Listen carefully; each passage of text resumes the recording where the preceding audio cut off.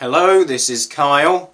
So this video is going to be about the Formula 1 World Championship fight, and if the 2014 Bahrain Grand Prix was anything to go by, then it's certainly going to be a very close and competitive year. You know what would be really bad right now? If, say, they introduced some really daft point system that made the whole of the championship completely meaningless. Oh, wait. Yeah.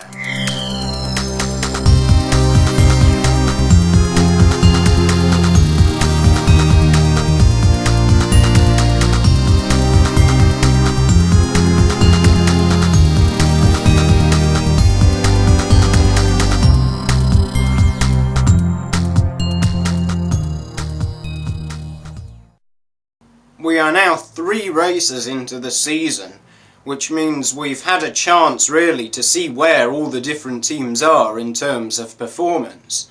And one thing has been very obvious so far, and that is that Mercedes have the fastest car out there by quite a margin.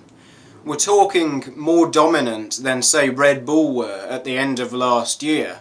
I can actually imagine a scenario where Mercedes win every race this year. Yet Bahrain showed that doesn't necessarily have to mean boring racing.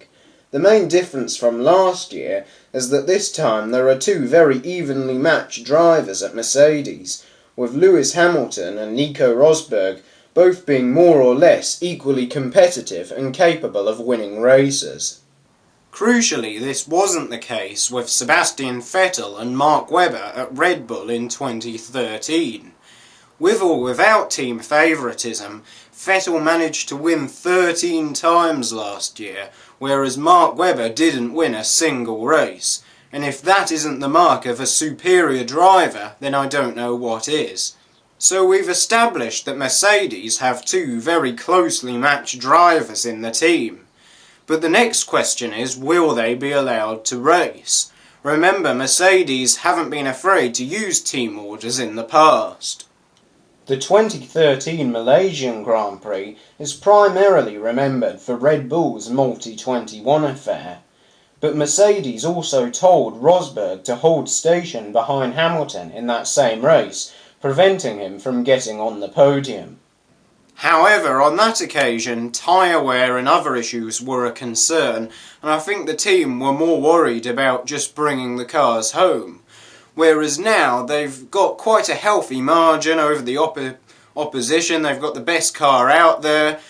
The fuel efficiency hasn't been a problem. And I think in Bahrain they really showed, as long as they can trust their drivers not to take each other off the track, there's no reason why they can't be allowed to have a battle. And that's very good, because I know if it had been me on the pit wall, I would have been very tempted to say, come on guys, this isn't going to end well, let's stop racing. But the question remains, who out of Hamilton and Rosberg is the favourite to win the championship this year? Or since there isn't going to be a championship, who will be the stronger performer over the year?